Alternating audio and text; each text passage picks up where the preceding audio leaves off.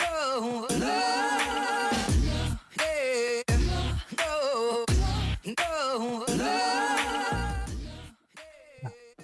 Ladies and gentlemen, welcome to the Thoughts from the Bench podcast. I am Derrik, one of three hosts. Greg is here, Josh is here, and I'm going to start the show off by saying the things we're going to talk about. We're going to talk about betting, college football, how Blink-182 lost their fastball. We're going to get to the NFL and talk about I'll fucking Steelers, punch you in the nuts. recent worries. But let's dive right in. Which topic do you guys want to start out with first? I still haven't listened to the Blink song yet, so I don't know how much I'll be able to add to this Wow, conversation. Greg, show research negative. I had a busy day. I'm sorry. I completely forgot. I completely forgot because Josh actually sent me the thing, and I'm like, shit, I will definitely pay attention to this. And then I got sucked in all this. He other didn't send stuff, it to you. That's true. He sent it to our my group apologies. chat. My apologies. Yeah, the group chat. Because you guys aren't allowed to talk to each other anymore. Josh, That noise is to remind everyone to set their fantasy lineups. What was the noise? Okay. We good? Yes. I thought somebody. I don't think I have anybody play. It's Giants and who? 49ers. No, Ayuk is no. out. Oh, I have is a the lot only playing good. tonight. Yeah. Shit. And Ayuk is out. Ayuk is out. Okay. Ayuk is out. Oh, Debo should have a good game then. Just saying. Oh man, you know what? Don't you really wish that you had Debo and Ayuk? No, because Ayuk's out. No, because I hated IU coming out, so I was kind of like, I wasn't sure. But I do love me some Debo. Because so. if you played Moneyball, you would have both of them. What's up? I have a question. Self-plug. Is it really Moneyball if you have two? Two teams? No, just two guys on the team. Yeah, I have all the 49ers. You have McCaffrey? Oh. He's the important one. Greg, ready? Okay. 3, 2. Whoa. Get the fuck out of here. When have you ever done that? That's true. Yeah, but you're not drinking. Someone's Doesn't gotta do it. matter. That's not how this He's show. 3, absolutely right. 2, 1. Action. That is actually very true because I do it when you're not here. In fairness. That was funny. No, I think he's just mad that I said Blink-182 is mid. I have not Mid now? checked. Ooh. Oh, they Losing lost a their- fastball and mid are different fucking stories. I don't think. I they feel are. like mid's they an are. upgrade over losing your fastball. Yeah. No, I no, agree. no, absolutely not. I can't. Mid means you were never good at all. Losing your fastball means you were once great. Strongly disagree. Julio Jones was very mid for the Tennessee Titans last year. That gave Losing a your year. fast- What? You gave a year. If you give no context of time. Right now, Julio Jones is mid. Okay. I'm not going to win this argument. He might be worse than mid. I don't. So wait, is D Hop mid? Oh, that's good. Yeah. Ooh. Well, I mean, all That data hurts. points to yeah. So Blink-182 dropped a song. This Two song songs. is 2 songs. My POV is from the outside looking in. I've not heard them. That they are pulling on nostalgicness for it. So I'm curious, Josh, on your thoughts. Josh wrote a blog that is up on the website. Highly recommend going to check it out. You did that already, dude? Thanks. Shit. Okay. Listen, Greg, when one of the most important bands of your childhood and musical taste just comes out of fucking nowhere with a new album in October and they drop this song that's all about reflecting on time that has passed and things you wish you could take back, and it sounds like something off of their self-titled album, you just fucking drop everything, man. You drop everything. You Fair just go enough. right to the light, little firefly. You go right to the light, and you just keep going. And then you're stuck, and then you're looking at all the old Blink-182 videos because the new one references all the old videos. And then you're just stuck watching old Blink-182 videos, and then you're in your car on the drive home, and you're like, man, Blink-182 is so cool. I'm going to play some more Blink-182 on the way home. Oh, man. And now you're sitting here on your fucking podcast talking about Is it, Blink-182. Josh, is it pandering? Is it pandering? Oh, yeah. I don't care. Okay. You just I'm gave not the against it. Did I we just want to not- make sure. Little behind the scenes. Derrik was talking about how he doesn't 100% mind when social media apps track you because they at least advertise things that you like. Yes. Yeah. Blink-182 has been tracking me since 2001, and they're just like, Well, we know And I'm Tom like, has, yeah. that's what I want. Yeah. They've been tracking you since MySpace days. That's kind of scary and impressive when you think about it. Big time. So is They were in my okay, top eight. Josh. Let's has Greg lost his fastball in the music industry in that genre? I think that Greg has lost his fastball by I had to send it to him, because normally the way that relationship works is Greg You didn't sends send it me to him. stuff. You sent it to both of us. Actually, can I be honest? I Please stop knew acting about like the you guys communicate without each other or without me. Without you. Well, funny enough, Thank you. actually, I knew about the album dropping on Tuesday because I got tweeted at by another person who keeps me up to date on the music genre that You I could just love, say so- Steph. Well, I didn't want to name names, so that's why. Steph and I already talked about the song because Steph is a Fair good enough. friend, and she listened to both songs and conversed with me about it. Greg's Fair in his enough. Steph and I have an busy album dropping season next week. What at are you his talking work, about, Greg? so he just can't fucking be bothered. I like that Greg tried to was in gatekeep meetings, the I'm music sorry. person that we introduced him to. This is just like when you guys went to Detroit all over again. I love that you get Detroit and Chicago mixed up. Like, I honestly, at this point, I'll tell you full transparency. I don't care which one it is. I'm just gonna keep tossing them back Yeah, I and like forth. they're just the same. They're just the same. You guys name. went to Eventually- Cincinnati together. Yeah, right. Eventually, it's gonna go to like Battle Creek or Oshkosh or some other bullshit type city that doesn't like. Where are is those? complete- Are those Star Wars planets? What the fuck are you Oshkosh saying? Bagosh, the child Yeah. clothing store. Oshkosh is a city in Wisconsin. It's like a suburb of Milwaukee. Why? What? Why do I know that? Not knows? really. Why do you know that? Why is that the other city you named when Detroit and Chicago are they're big enough to have teams? I know, but like I'm thinking of smaller cities, kind of like within that like Midwestern type area. Like I also thought of Battle Creek, Michigan. So Deke, you don't know about the Oshkosh Kagoshers? Yeah, the fighting Oshkosh Bagosh. The 7A team for the Milwaukee Yes. Brewers. Gosh, no. I'll be honest. I barely know the baseball teams. So Blink-182, Greg, you're out on them. You just not as excited as you used to be. Not I an never emo said I kid? was jerking out. off Fallout Boy. Are you lighting your vans on fire? Like Whoa. what's going on over there? Jeez, calm Just down busy, over like, there, with Josh. Fallout Boy, like, What's wrong with Fallout Boy, Greg? Nothing. Josh is like completely distanced himself from Fall Out Boy because they're Correct. trying to change their sound, and he 'cause just like they are completely mid. burns They everything. lost their fastball. Ooh. I mean, he's not wrong. He's really not Well, wrong. I would argue almost every band in that genre. I mean, you guys don't like A Day to Remember now, do you? Yeah, we we do. do. Yeah, Whoa! We do. Whoa! Hell Well, yeah. no. Their Whoa. new stuff, Greg. Calm your penis. Their new stuff, you huffy. No, their I mean, I newest do- album is actually, I thought was one of their better Really? things they've Okay. put out in a couple of years. Wait a second. If I remember correctly, someone was live texting me and Austin Moorhead after every single song and was not giving fun reviews about it. No, that was 2 albums ago. That was the one Their with last Bad al- Vibrations on it. No, Josh. That Vibrations was like 2016. The new album is the one that had There's only one way Marshmallow to on solve it. this. I know. I got to go look at what the... I typed in A Day to Solve This into Spotify. A Day to Remember. Let's look at their albums here. What was the album, Greg? Do you remember? So Bad Vibrations 2016. Yeah, that came out with Paranoia, Exposed seems to be a big one. Oh, that's the one I like. Reassemble, Yeah. Same About You. Okay. And so you're saying, Greg, the one that came out in 2021, You're Welcome. That's the one that I distinctly recall Josh being very unhappy with. Well, how come I have one of the songs saved from this album? Which one? You can like one song and hate the whole album. Oh, that's true. I don't remember, man. I'll have to spin this again. Yeah, Spin because the I story or the album. it was literally every 3 minutes I got a snide comment from you about not liking any song from that album. But they were honest reactions. I will give you that. Well, who's a band that still has their fastball from the emo era? My Chemical the- Romance, because Romance. they don't release new music. Oh. They the just one time- they no, retired that's- with their and the- fastball. And the one time they did release new music, I'm pretty sure Josh got put in a coma for a couple It- days. it or was so. a who's fastball. who's the Terrell Owens of our childhood music era? Who's somebody that could that Wow. you're looking at and you're like, they still got it. They still got it from our Like, is there childhood Are we anyone looking- that's music still era. cranking? Like, is Paramore still put out music? Yep, they just put out a new album. It was Yeah, okay. Okay. Yeah. But Paramore like transitioned to more indie kind of instead Yeah. of like Which pop is punk, fine. So, like, yeah, absolutely.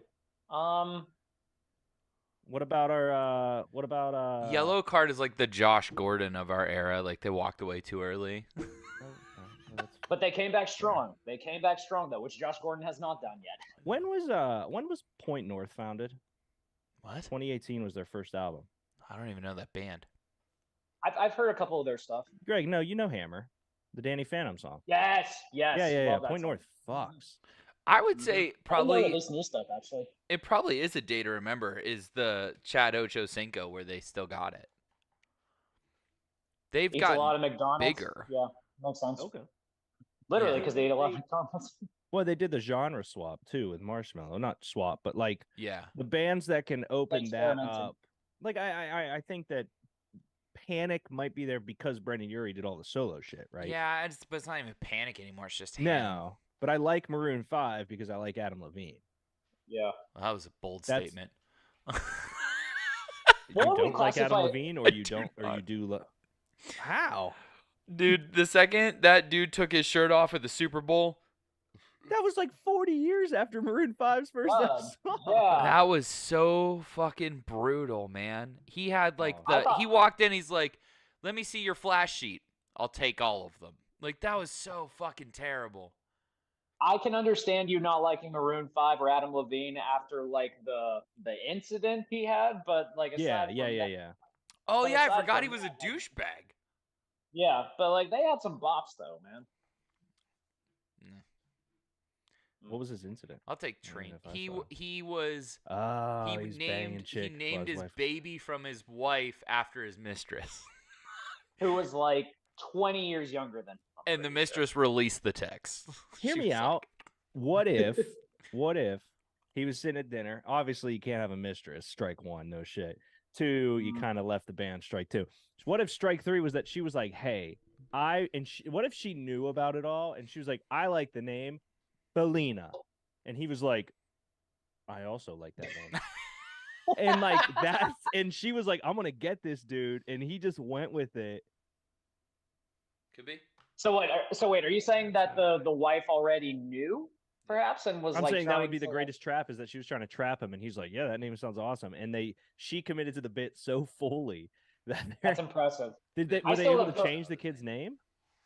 I don't think so because the kid was like, well, like I think she was like a toddler when this like came out. Oh, my she my don't mind. remember. One thing I can't wrap my head around is how in the world do you cheat on a Victoria's Secret model with like someone who's 20 years younger than you? Ask That's Tom the part Brady. Good point. Very good point. I mean, yeah, Greg, how do you do it? Or are you saying like why? Do No, you do Greg it? is Why confused about do the you do it? physical act. Okay, up. button up, everybody. This is the show today. Kid show. The birds, the birds and the bees. Yeah. Well, what's the biggest bag ever fumbled for you, Greg, in terms of a man messing up a relationship with a woman where you're like, how did that happen? Oh, this is gonna be Ah. fascinating. Because I have my answer. Wow. My answer is Jay-Z and Becky with the They're still good hair. together. Oh no, my god. no, okay. The fact that she released a whole album and the music video for the album ended with him staring at the screen, like full on Mhm. apology. Yes, they're still together. I don't think. I mean, maybe he's cool now. You can't tell me he's not still going through it. And that is Beyonce, like queen of women, queen uterus, if you will. Yeah. I was watching like ESPN today, and they had the conversation about Beyonce being better than Taylor Swift, and I'm like, oh, Why is Oh. that on ESPN? They were Also, why is that they even were- a because- question? because they were talking about Travis Kelce apparently is now dating Taylor Swift, which by the way, Lord bless him in that case. Good for him. First off, they're not Oh. dating; they hang out twice. So let's Yeah, they're just Oh, they're just- just friends. Second off, mother According, can according date to whoever she Jason, they're wants. dating. According to Jason, they're dating. So I would say Alright. Beyonce's better than Taylor Swift. Josh, do you have a relationship to bring up in here while Greg flounders? Mine was any dude that's fucked it up with Taylor Swift. That was my. Dude, I That's think a she'd be a long list, nightmare. bud. A long list. I think man. she would be the absolute That's a worst. you thing, bro. Don't bring that heat over here. I don't get it. I got to be honest. I don't get it with her. I've never have. I think she has some good songs and she's good for pop. I never once looked at her and was, I don't know, not for me. It's a weird feeling being on this side of the fence.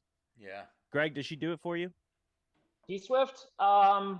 Like I look at pictures of her and Selena Gomez, and I go, "Who's Selena? Oh, okay, that's Taylor Swift. Cool. Okay, whatever."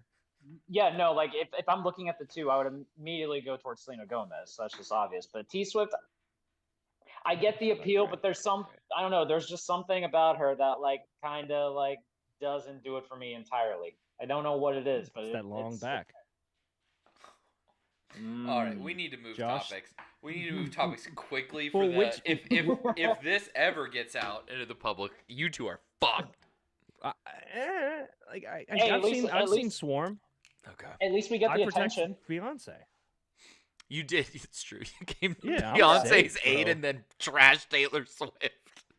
We didn't trash. I didn't trash her. I Taylor just said she got a long Swift. back, which is a joke that's been on the internet forever. I didn't make that up. That's And it's not like it's not incorrect. Like Before we move on, Greg has to name one though. Oh yeah. of a dude that fucked up a relationship really badly. Just the biggest bag fumbled. It doesn't got to be how he did it, or it's just like, what's the bag? I mean, there are so many. If we had a book, I know, but of the men that have messed up, the book is thick. It is big. I know. I'm just like, when you guys put me under the pressure and me thinking on this spot, I struggle every fucking Greg, time. you could just say when Tommy dropped the bag with Kimberly. I don't, because technically Kimmy broke his heart, so that's different. Well, still ended. Yeah, but still. I mean, there's a very Eileen Nordegren, Tiger Woods. Oh Jesus! I completely didn't think about that one. Granted, he had sex with like 200 women, so was it a bag? That's probably why. Like that, and debate. yeah, and I mean, like I don't know if I can put that in the same stressor because it's like I'm thinking of like the like top tier of women, and you just completely like blow it is the problem that I'm thinking of. So Brad Pitt and Jennifer Aniston. Except you got Angelina. Brad Pitt and Angelina. Oh, how about Mike? How about Mike Comrie fucking it up with Hillary Duff? That's so bad. I don't even know his name. That's unforgivable. This is a nobody hockey player who happened to be married somehow to Hillary Duff. See, I love Hillary Duff. And fucked it up. So there you go. Completely forgot about that. Are you on like a Comrie website of notable? No. Comrie was a men punk who for a little bit, cheated too. Completely on forgot about that their one. wives. I just googled notable men who cheated on their wives. Kevin Hart. I don't know his wife though. Yeah, they're still together though. So I think that's still a bag fumbled. She had oh my gosh. Jessica Simpson revealed that she had an emotional affair with Johnny Knoxville while married to Nick Lachey. That's terrible. That's weird. I heard about that. Emotional I think that was like the Dukes of Hazzard type movie. I think it was. Oh, yeah. I think it was. Yeah. So that sounds about right. Kristen Stewart fucking her director with Robert Pattinson. Did you hear about that one, Greg? That's messed up. Yeah, I remember that one. She fumbled that bag. I love Robert Pattinson. Yeah, literally. Bruce fucking Wayne. Let's go. Facts. All right, let's stroll along. That was a good little see if we can get great. Greg uncomfortable.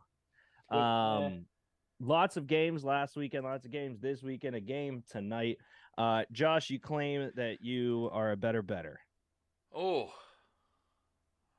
Man, I'll tell you what. So it's illegal to gamble in Oklahoma on sports. Bastards. And before that, I worked as an employee of the NCAA, so I have not had my own money live for like 3 years. However, I have been giving picks to friend of the show, Enzo, and did fairly well last year in my picks for college football. I was at I don't want to speak out of turn here. I have it written down what I was. And this year, we're off to a great start. Of course, last weekend was an absolute bloodbath in a negative way because last week it was tough. Nobody was winning anything last weekend. No. Where the hell? Dumb question, but are you getting like a cut of that at all since you're making picks? Legally can't. Johnny Violence could, though. Johnny Violence. NBA Riggs, what up, TFTB family? Yes, Thursday fun chat with 3 Fun Gentlemen. What a treat. How are you doing, gents? NBA, we're doing good, buddy. Good to see you in the chat. We're just hanging out, and we're diving into Josh's betting addiction. That he can't seem to overcome because he's not allowed to do it. I'm not. It's the best kind of addictions, man. You're Yeah, not I know. overcome. Yeah. Greg, did you get that joke? Yes, I got the joke. All right. Well, you didn't laugh, so everyone here thinks it's really awkward now. I just love making things awkward. What can I say? I can't That's okay. find it, but I can tell you this I year. believe you. Thank you. This year I am 1, 2, 3, 4, 5, 6, 7, 8, 9, and 1, 2, 3, 4, 5, 6, 7, 8, 9, 10.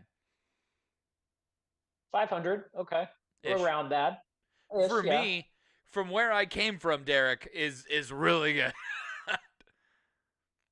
Josh used to say a lot on the morning betting show, to which it was like they were lines and they were bets, but Yep. they were All over the place. Just It was like all a over the place. fireworks show, but instead of the fireworks being here, Greg, the fireworks were lined up in a single file line for an acre. Right. And Josh just ran with a match and just lit. All right, let's go through this weekend of slate games, guys. Personally, I have my list in front of me. Greg, what kind of bets do you have this weekend since we told you to get bets prepared? Didn't think so. So let's go game by game here, Josh, and kind of go through it. And Greg, we'll get your opinion on the game itself. Okay. Because you, notably, if you want to tell the people at home your experience with betting, you don't like to gamble because of Jesus, I think you said. Yeah, not a big fan. I also just like having my money, so that's kind of why. I'm a hoarder. What can I What does say? that mean? Yeah, true. You can Yeah. win more though, buddy. NBA Blink-182. Yes, Josh. Beers to that band. Very energetic, upbeat band. Love energetic. Josh, I dig your H cube. What does the H stand for? Oh, The hat. hat.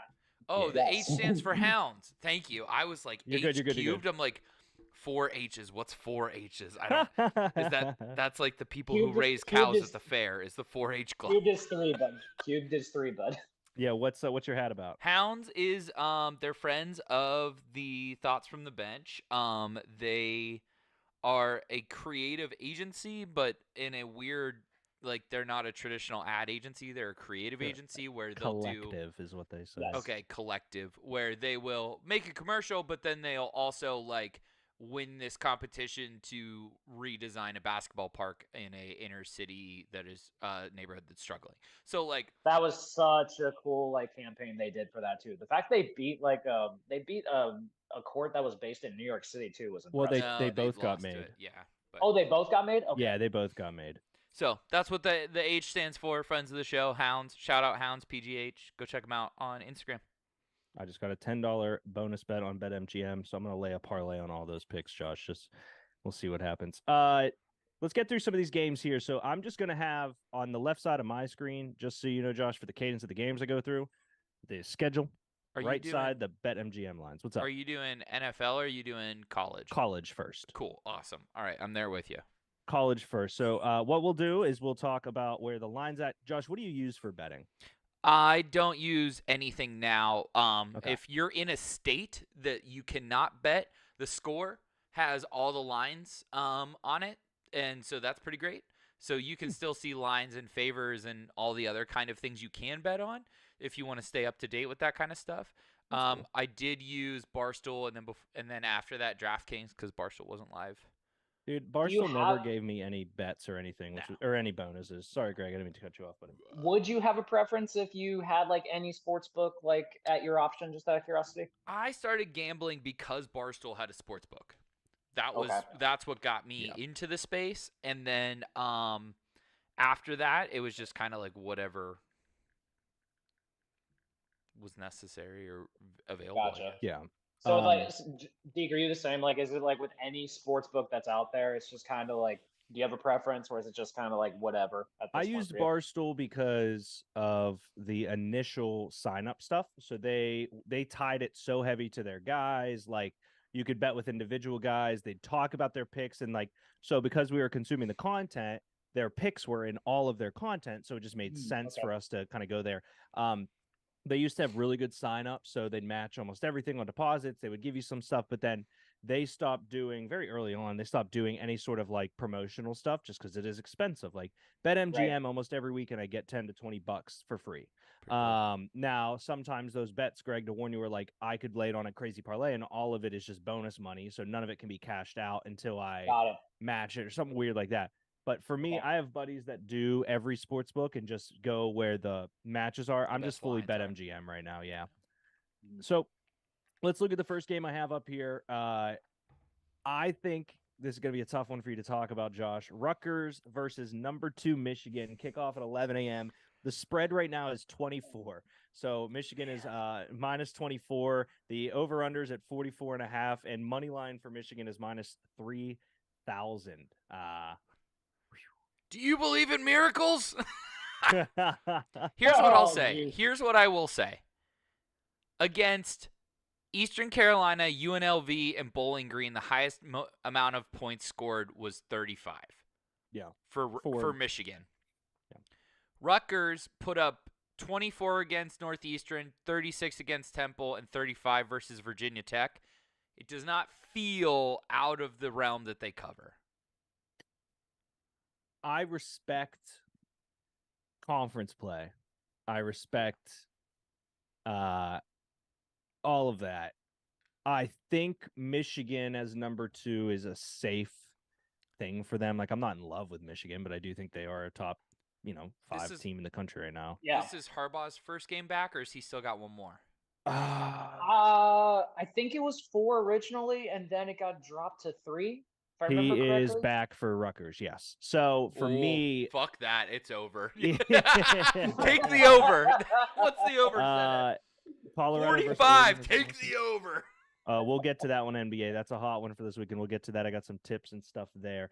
Yeah, that's a tough one there, Josh. For me personally, I'm not in love with this game. I mean, obviously, I kind of like the over here at 44.5.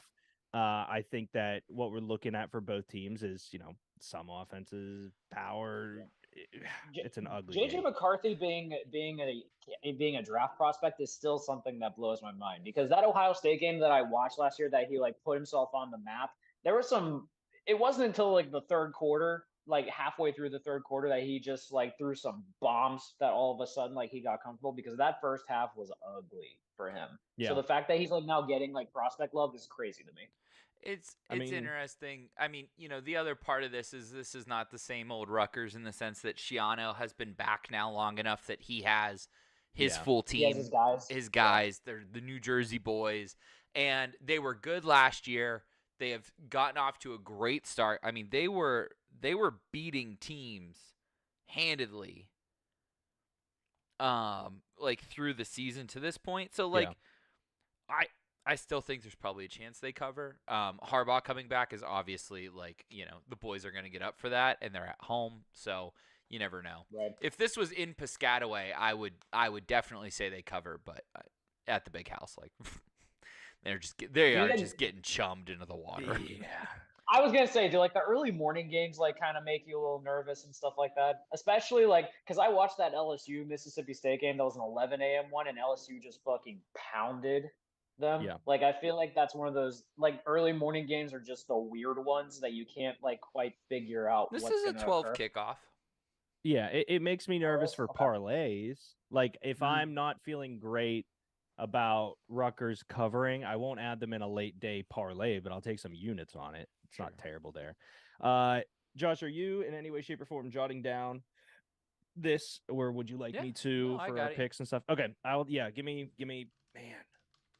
I'll take Michigan and the over Michigan. minus 24. Okay. Harbaugh Minus being back, man. 24. What this is gonna be a statement, basically. Yeah. Well, yeah. Yeah, it has to be for them, to be honest with you, Greg. It really does need to be. I'm gonna go. Fuck it. Let's go Scarlet Knights. Rutgers plus 24. Yeah, I was gonna say money line. Yeah, money line. What's up? Hey man, there's something in the air though in this college football season. There's something in the air. No one's safe. Well, that's because there's no elite team this year, I think, Because like even Georgia last week was kind of like sleepwalking a little Yeah, before then. I think Georgia still deserves elite though. I also want the over just for. Good. Greg, Mm, you got to participate.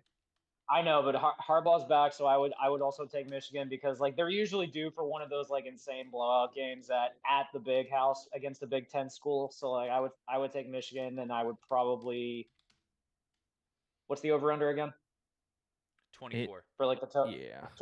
No, I meant like what? Yeah, the total. Oh, like 44 and a half. 44 and a half. 44 and a hook. I would take the over. So you got Okay. Michigan and the over. All right, here we go. Yeah. So Josh is the only one to turn there. Let's. I'm not gonna hit every game. If I'm just there's gonna pan up real quick and. Yeah. There it is. I love you Oh, the still have that. flag. Yeah. First ever football game flag. We'll touch on kind of the bigger name games They here, and won if there's that any I leave off, you guys can let me know. So moving on to the next big game I have on my sheet here: Florida State versus Clemson. Florida State, the number 4 team in the country here, up against Clemson, who I don't know who the fuck they are this year. Florida State minus 2.5 on the spread. The over/under 55.5. Clemson on a money line is only plus 110. Wait, what day is that? That is 9:23 at 11 a.m. Oh, I see it. I'm sorry. Yeah. I thought you missed. I thought you skipped a really big game, and I was like, "What? No, How I did he do skipped that? Oklahoma Cincy just because I don't give No, a shit yeah, about that. nobody But cares. no.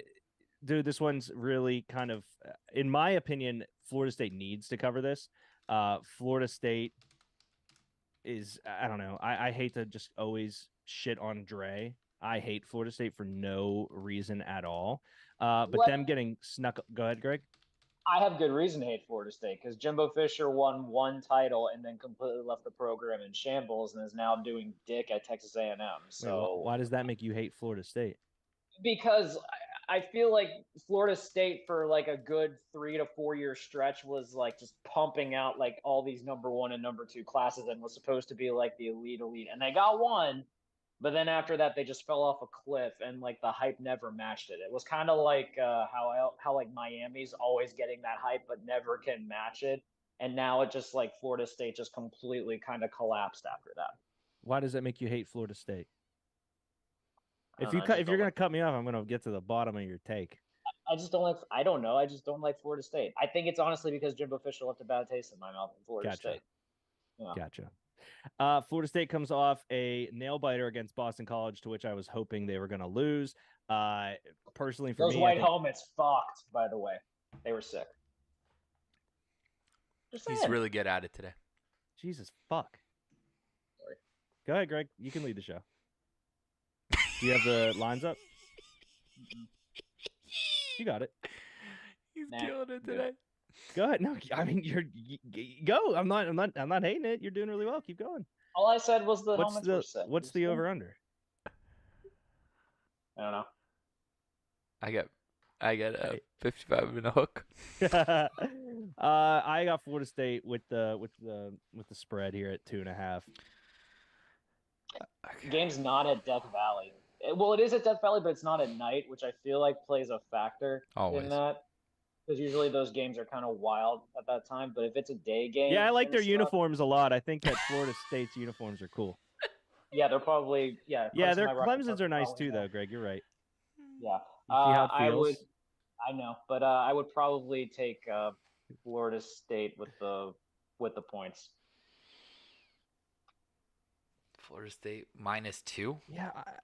So Florida State -2.5 is under 110 right now, which they both are. The only plus money there is if Clemson wins out. All right, we're going off your spread just in case it's different. So we're going with the 2.5.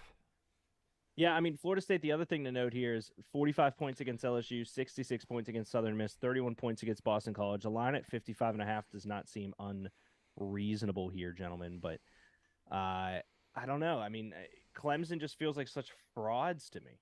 So Clemson lost. I could see Clemson keeping it close just because they actually do have a decent defense.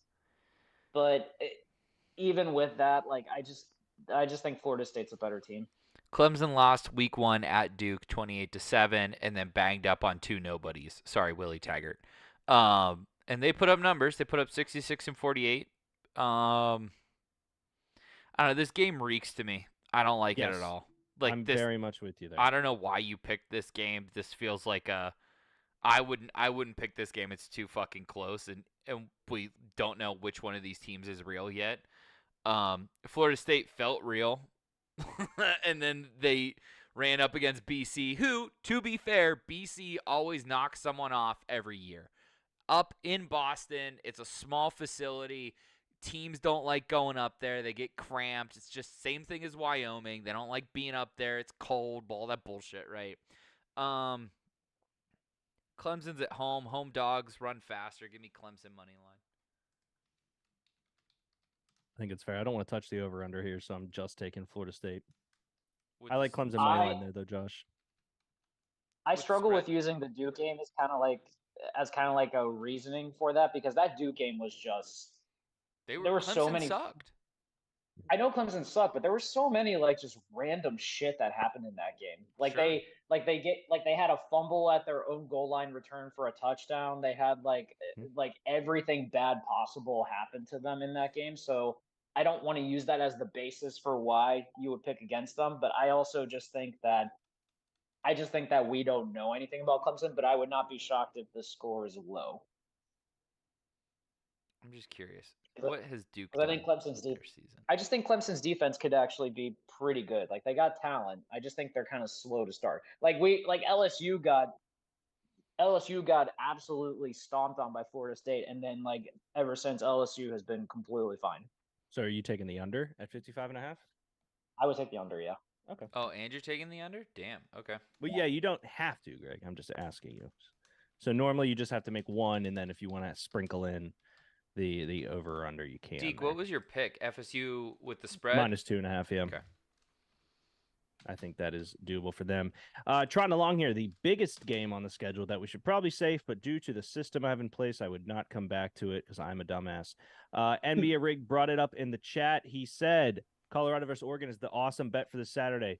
20+ favorite for Oregon is an easy bet, right? So right now the line for that on BetMGM, which is I think honestly, I don't know, man. I feel so weird about it. Oregon's favored 20 and a hook, so 20.5. The over-under set at 70.5.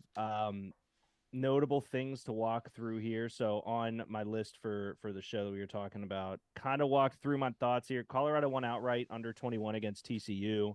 Colorado offense has hit the over in every game since they started. Colorado offense has had Travis Hunter in those games, though. So that is a massive hit here. He's look not at wide the- receiver one there, though. No.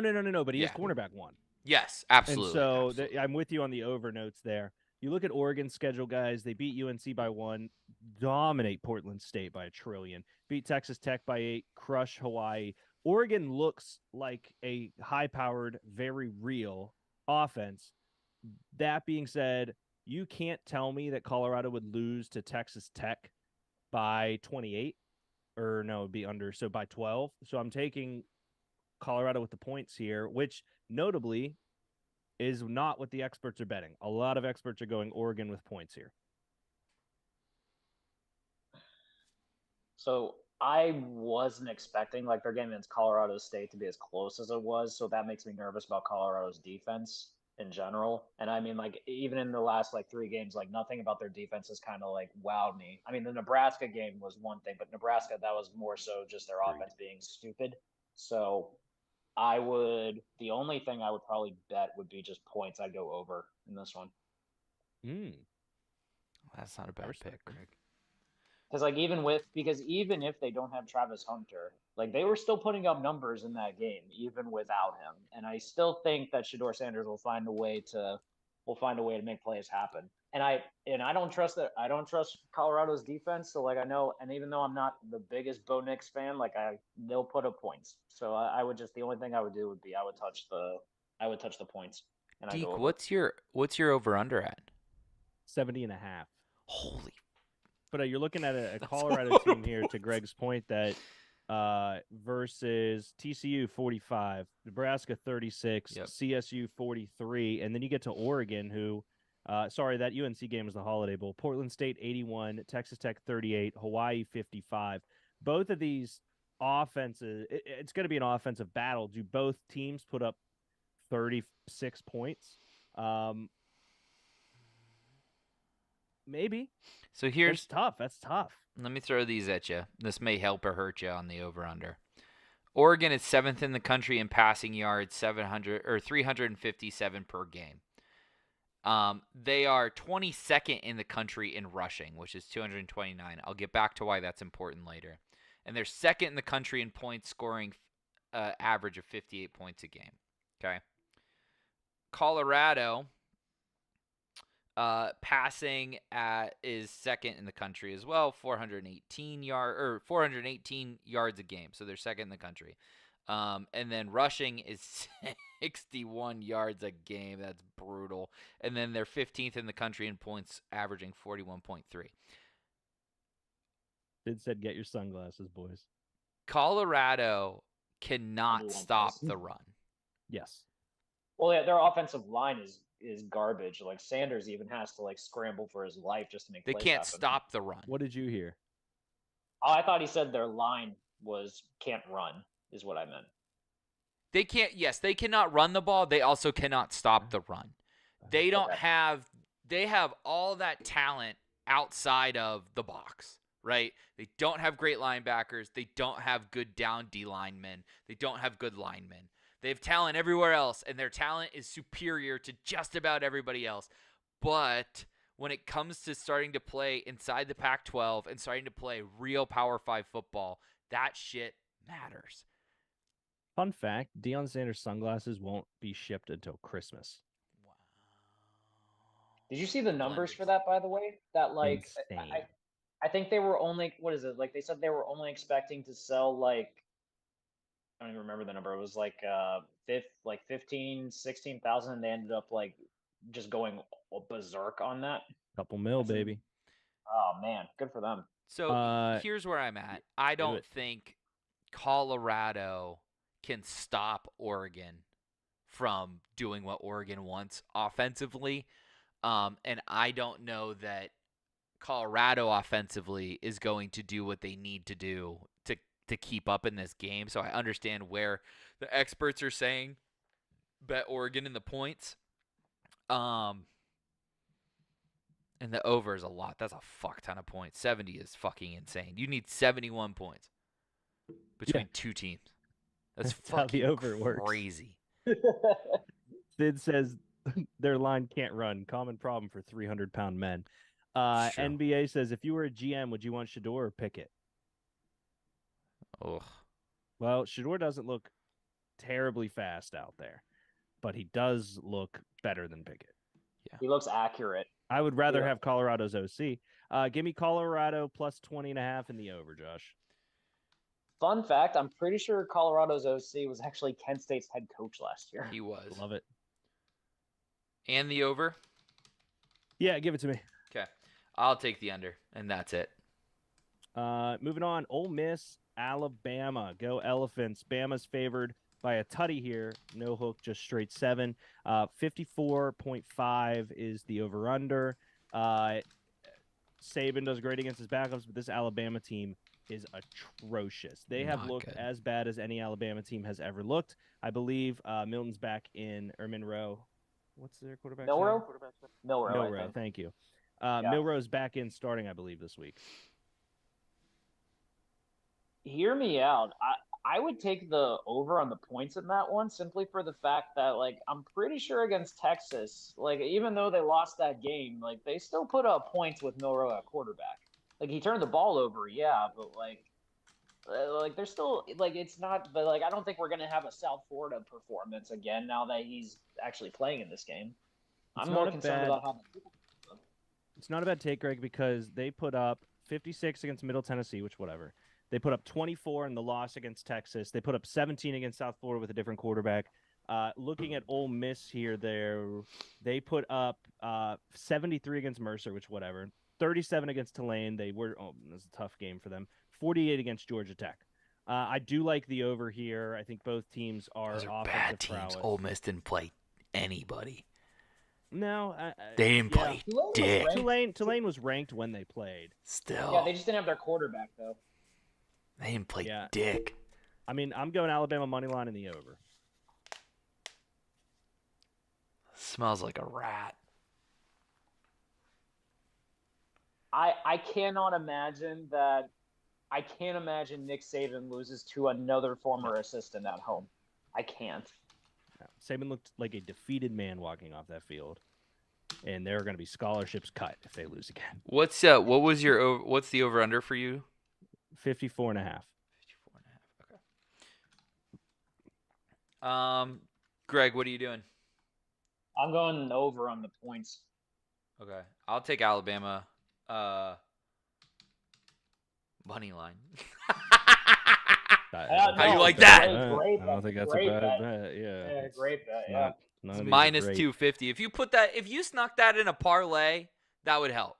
You don't want to bet this game individually, but if you snuck Alabama into like a little 3-team parlay, it wouldn't kill you. Yeah, I'd agree there. Let's move along here to the next kind of double ranked game. We'll power through some of the more bigger ones here just because we're 15 until the half. But let's go to UCLA, Utah. Utah currently ranked Great 11th. fucking game. Yeah, I like Utah a lot right now. I'll be honest. They in the notes I have about them. Let me give me 1 second. Apologies. I actually have Utah so minus 4.5 when I originally did it. They are now at 5.5. So Utah is favored 5.5 with the over under at 52.5. Some of the notes here for Utah. They've covered 5 out of the 6 last games against UCLA specifically, but UCLA has covered the last 9 of 12 road games. For me, man, the Utah win over Florida was a massive statement, and I'm a huge fan of that team heading into this one. So I have Utah minus 5.5, especially now that I had them at 4.5 and called it a lock. Is Cameron Rising playing, or was he kind of banged up? I think, if I remember correctly. Because I don't remember if he played the Florida game or not. He is expected to make his debut this Saturday against UCLA. Ooh. At home? So At home. Oh, wait, hang on. Okay, at 2:30. Oh, it's a little too early in the day. Utah at night with a returning Cam Rising is the safest money on the board, if that was the case. Deke, what are you going with? Utah minus 5.5. I'm not touching anything else. UCLA's been okay, but San Diego State, they won 35-10. They played NC Central. They played Coastal. Won all those games, which is great. Utah, for me, is a weird one. I mean, they beat Florida, who much respect. Baylor's a complete shit show, so I don't care that they only won by 7 there, but I think Utah wins this. Greg? Yeah, I'm the same. Utah with 5.5, especially if this is Cam Rising's debut for the year, and they're trying to win a Pac-12 title before he goes out. Yeah.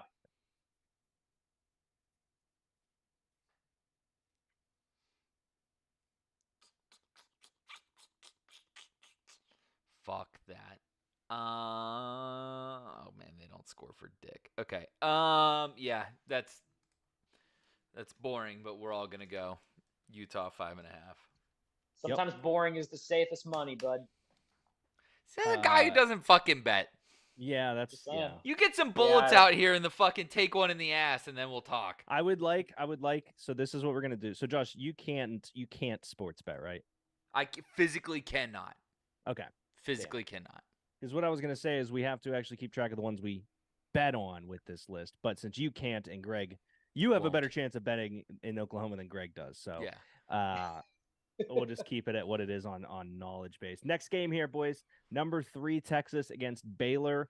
Normally wouldn't care, but Baylor coming in under where they were before. I had them as a complete lock at 15.5. The line has moved to 14.5. I have them as an absolute lock at 14.5. Over under set at 49.5. Some notes here. Baylor lost to Texas State because they suck. Texas coming off commanding win against Bama and Wyoming. Shout out. Sorry, Josh. And Texas is 1-2 against the spread, but those were large values against Wyoming and Rice. We're looking at, I think it was like 34 and 37 or something like that. So to me, a 14.5 against a Baylor team who is, I mean, they lost to Texas State outright, lost to Utah. They beat LIU 30-7. I think this is a Heisman proving moment for Cam Ewers. And the number 2 game, Quinn Ewers. What did I say? Cam Rising and Quinn Ewers combined. Yeah, I did. I thought you had Cam That would be an Akers on the electric brain, actually. baby. No, That that'd be baby can yuck a ball. be a hot baby. That is not though my Heisman watch of the week. So that is my number 2 on my Heisman watch of the week. Okay. Okay. So Baylor is a dog at 14.5 at home. Yes, But you're taking Texas in the points, right? I am taking Texas. Right. I am. Yeah, give me the over. Yeah. Yep. Same. Same. They have to crush Baylor. They need to give people a reason to put them over top of Georgia or Michigan. They have to do it. They have to kill somebody. And Just it's because Texas. there's a good chance they're going to lose a game this year. There's a good chance Michigan's going to lose a game this year. There's a good chance Georgia could lose a fucking game this year. So if you put all that into account and you're Texas and you have a fucking gimme against a Baylor team that in the past 5 years has been decent, you need to smush them. Sorry, Greg. No, it's okay. Fair. I was thinking about that, like, just out of curiosity, because they were that Wyoming game was pretty close. Like, what did that end up Fourth actually quarter. being? It was in the fourth quarter. They scored 24 unanswered points to pull away from Wyoming in the fourth quarter, but I don't think they covered. Yeah, They did because it not. was pretty close. It was pretty close, like into the third. I remember being like 10-7. Texas is at one 1-2 against the spread. Yeah, hey, you can't ignore that shit. No, If you're gambling, all. I think you're gambling. I think high spreads. I think but I'm looking. Baylor has. Yeah, I think Baylor has been embarrassed this year, and I can't imagine that they're gonna be. It's a night game at home against Texas. I think they'll show up. So I would say. I think Baylor will cover. Wow. Okay, Greg. What's your over set at? 49.5. Cool. I think Texas puts up 36, 37, so that's enough for me to feel good. Yeah, same. All right, what we got another Strolling along. Yeah, we do. Oh, so there's big 3 one. more that I want to talk about here. Let's go to Iowa versus Penn State. Oof. You know what, Under man? points in that one. Can I ask why? Okay, so every time I feel like this always happens with Penn State and Iowa, because I understand that Penn State's offense is actually is decent and all that, but I watched a little bit of that Illinois game. Drew's good. I like Drew. But like watching that Illinois game, and like their defense had 3 turnovers and like their offense still didn't do as much as I would have expected from them. I think Big Ten games, even at night, I just feel like they're never high scoring. They're never like something that are like going to excite people. So I would go the under on that one. Okay. Do you want to Also, know what the good? Didn't Iowa's like offensive coordinator say something this week that was like really like Telling like me off Reggie the wall or Jackson's something for like grandma. that? It was like pull a ladder. out That of my was ass or deep something fake. like That was deep fake. That was deep fake. That was Aw. deep fake. Would you like to Alright. know what the line is at? For the over under, yeah. Before you take the under, what do you think What it's is it? at, Greg? For the Oh, over- I would say 45.5. 40 flat. 40 flat. you just I'll took still the do under. You just took the I'll under. do the under still. So here's what I have in my notes. Hang on. Can I smush him? Can I smush him? Sure. Because I just found out why I'm wrong. Good. Fucking whiteout game. Penn State in the over. Fucking let's go. All So fucking Penn day. State's 14.5. All fucking day. All fucking day. We don't lose whiteout games at home against ranked Well, opponents. feel like- we don't fucking lose but even whiteout if- You don't games at have to home against lose ranked for them opponents. to not win the spread. And Yeah, that's what I was gonna say. 40. Usually those wild games are close. Here's why I'm going. The only thing I'm touching here is the over. Okay. Both teams coming off, Penn State so far beat West Virginia 38-15, beat Delaware 63. Illinois, they put up 30, which is still there. Do you guys know what's going on with Iowa's offensive coordinator? Yes, he has to score 20 points. Otherwise, he doesn't get paid as much. No. He gets his contract terminated.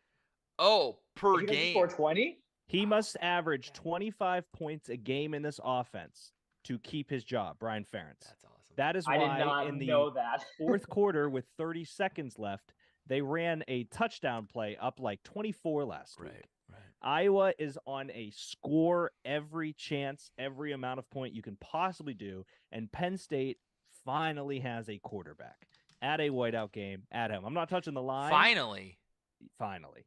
Yeah. Who's the last great Penn State quarterback? Because they haven't had one since Justin Fields decommitted. I forgot he was a Penn State commit. Oh, I don't know. I mean, Oh boy. Probably the year they went undefeated with Michael Robinson, but that was like, and I wouldn't even consider him a quarterback. So Hey, Yep. I don't know if you guys know this, but in 2016, Penn State actually won the Big Ten with Trace fucking McSorley just fucking yeeting the ball down the field to everybody. You may have heard of this guy Chris fucking Godwin, Saquon fucking Barkley, Mike Gazecki. Like so you you're didn't saying fucking he wasn't remember that this good. team? He just had really good weapons. Got it. Yeah. I didn't so realize Penn we State, were doing a show with Smalls all of a sudden. yeah, Penn State finally. Well, it's one of his 7 teams, Greg. He has to get it off his chest. Oh, that's so right. give That's me true. just the over there. Strolling along here, guys. The next big game What's I have. your over? 40 flat. Okay. So give me the over. Quick question. Like, why would someone even agree to a contract like that where you have to get 25 or else your contract gets terminated? I'm He didn't have surprised. a choice. No. His I don't dad's the think coach. that's. Yeah, his dad's the coach. Oh, One, I knew that. I don't think that's part of his contract. That is, you will not be fired if this happens. So it's an ultimatum from his pop, basically. I wouldn't say it's an ultimatum. It's a do this or you're fired. Okay. That's it. Do this or go home and do something different. Yeah, that's the ultimatum. Hey, do you want this or a different job? You can pick. That's awesome. Next big game on the schedule here. I got this and then one other one I want to talk. Okay. Well, I guess 2 other we can talk about real quick. This is my Heisman watch, boys. Notre Dame +3 against Ohio State. Oh, I know who exactly this is for. Sam Hartman, Heisman watch starts. Now, here's the one thing I'll add. 2 notes. One, this is arguably the greatest quarterback college season we've seen in a long time, and we say that every year, but it is. And 2, every good quarterback right now is coming out of the pack. I mean, and they are coming out of the freaking pack. Sam Hartman, to me, is the first thing I've liked about Notre Dame football ever. I think ever. Notes I have about this game here are. girlfriend. Oh, Fuck she you. was- I was just thinking that too. She was hot. OSU only sacks 5 sacks this year. So they are tied for 91st and 3 interceptions, tied for 44th against Indiana, YSU, and Western Kentucky. That is not OSU football. I respect Ohio State, and I get it. Notre Dame comes in here. Give me Notre Dame money line. Yeah, they're home dogs. What are we talking about? Night game, Notre Dame with a Heisman candidate and they're dogs? 55.5 is the line there. But yep, Notre Dame money line. Pound it, Greg. 55.5 for the over-under for points. Yes. For some recent point scoring here, Ohio State put up 35 on YSU, 63 on WKU, and 23 on Indiana. Notre Dame has been fairly aggressive on offense, I believe, here. You're Let me saying pull up their recent. Notre Dame was a +2 or +3? +3. I'm taking money, but they are +3. Notre Dame has put up 42 against Navy, 56 against Tennessee State, 45 against NC State, 41 against Central Michigan. I do like the over here. I think that both teams do have significantly improved defenses per their other teams, so I'm just taking Notre Dame money line. This is a long way, especially from last year's game too, because last year was ugly in terms of, I think it was like it was almost like a baseball score at one point, I'm pretty sure. NBA says we should tie points scored to NFL contracts, like 14 points for Justin Field and Mac Jones and Russell Wilson and Derek Carr. Oh man, that'd be incredible. Like Sean McVay kicking the fucking field goal to cover the spread, acting like he didn't know about it. That's fucking great. I loved, by the way, his explanation for it was a tiebreaker scenario at the end of the year. Phenomenal, absolutely phenomenal on that one. Buddy. Sure. What did you guys pick? I got Notre Dame money line. I'm like blind. I feel like I want to take the under on the points because I'm like blinded from last year's game, but those are two different teams now. And I'm also thinking like Ohio State has quarterback controversy because even they're not sold on Kyle McCord or all that. And I Yeah. mean, I love Marvin Harrison, but aside from that, I would go Notre Dame. I would just go Notre Dame outright. All right, let's do one more, Josh. Okay. Last game I want to touch on here. I love this one. It's your hat. No, Oh. it's not. I want to watch Greg look me in the eyes and tell me that Drake May is gonna beat the pulp out of Pitt. UNC versus Pitt. Some notable things here. Pitt, in case you guys didn't see, Pitt is coming off a terrible loss to WVU where it was 17-6. UNC is 2-1 against the spread, even after the app scare was the one that knocked them there. They covered against South Carolina, though, which is huge. Right now, they're 7.5-point favorites with a 50.5 over/under. Give me North Carolina with the points. Yeah, absolutely. Greg, thoughts? Under on the points because. Oh, he's just going right to the bet. He doesn't want to talk about it. He's just going right to the under. No, under on the points because Phil Dracovic can't score to save his life. But I also believe that the defense will be better against Drake May this year than last year. So at least there's that for me. Do they lose by 7.5?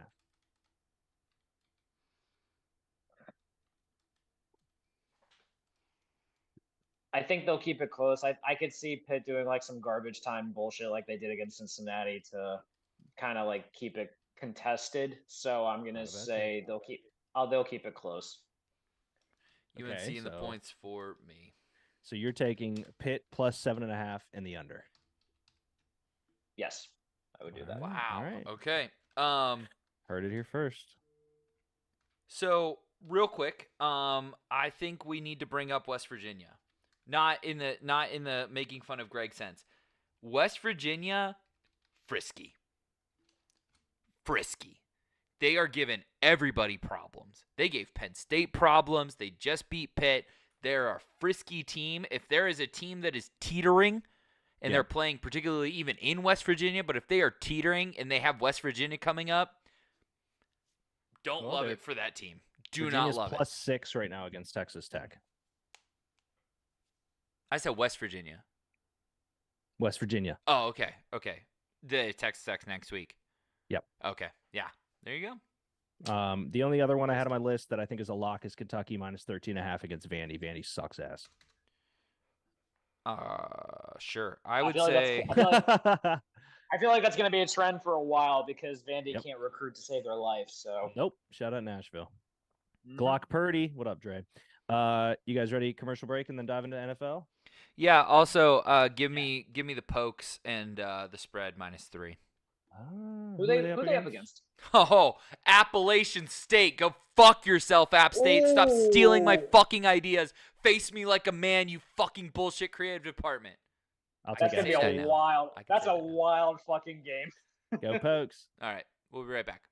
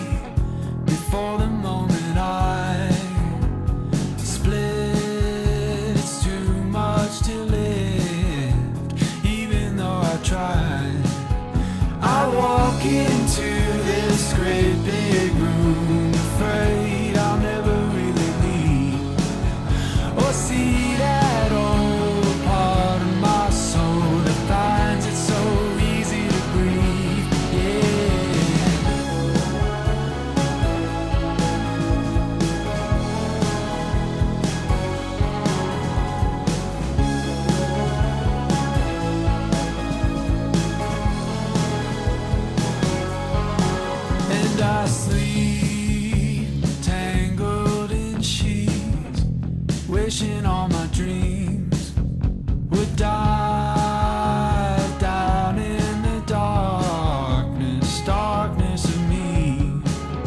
I walk into this great big room and all I see is your face.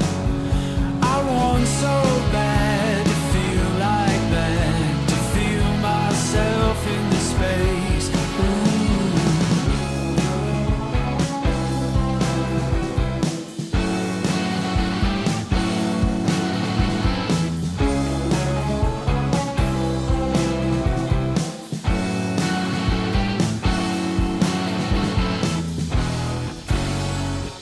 What I'm doing to you, I don't want anymore.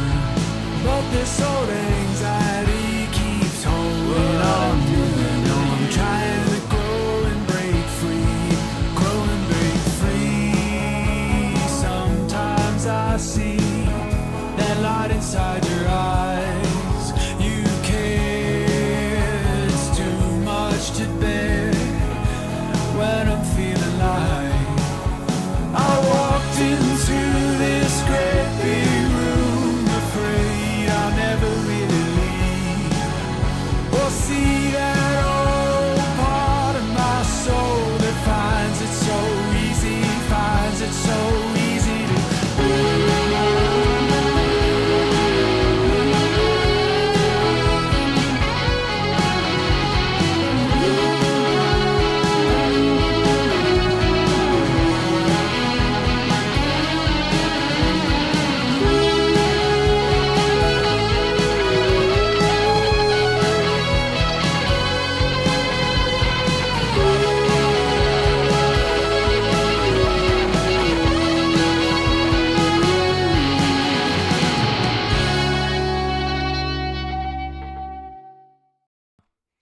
And we're back. You know, Derek, this is just unfortunate what happens when someone's not quick enough to on the bathroom breaks. well, you I know that he had somebody showing up to grab something, so maybe that happened. Oh, that's right. So, Greg, a Yes, number of sir. my coworkers, after Okay. let's say Tuesday morning, roughly, Okay. came up to me and congratulated me on the Steelers' victory. Hmm. They I'm surprised said, your coworkers even knew what football was. But That was what I was saying, Greg! Holy dick, were we bad. We were so bad that I wanted to lose because I had felt we had not earned it. However, our quarterback hadn't raped 13 people, so at least we deserved the win it on the morality scale, I guess. I don't know. What is it? What is it that Coach Mike Tomlin says? We will not apologize for winning. Yeah. Oh, it was 26, Josh. 26. Oh, I'm so Yeah. sorry. I remember the Yeah. initial number that came out. I did not catch the final number. No, there were some sequels. Nice. Yeah, I was just saying, Derek, that on Yeah. Tuesday, all my coworkers came up to me and congratulated me on the win on Monday. Shouldn't And have. I just looked at them like they were fucking crazy people. And Greg asked, do they know what football is? And they cheer for Oklahoma, so not really. I walked in with 2 middle fingers up to everyone in the office and said, 1-1, bitches. Yeah.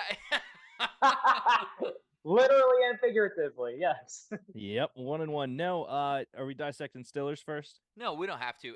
You weren't back No. yet, so I was just Can we? We Yes, don't have to, absolutely. but we get to.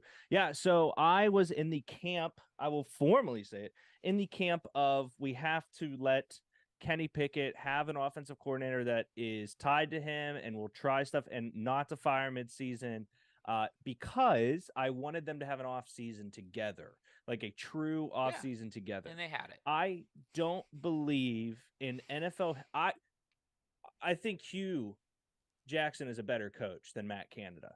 I think there's a lot to be said about what Matt Canada has done, and none of it's good. Running streaks on the goal line. 80% of our shotgun snaps are throws, which you might go, well, Derek, it's in the shotgun. Why would you not throw it? When 80% of your shotgun snaps are throws, which is arguably around 15 to 20% higher than the next team, nobody thinks you're running it, especially when Najee is arguably he's up there as Steelers bust. He's no Jarvis, guys, but I love the guy. I love the guy, and maybe there's a chance he's not getting schemed correctly, and all of Warren's upside comes out of he caught the ball and just run faster than everyone else.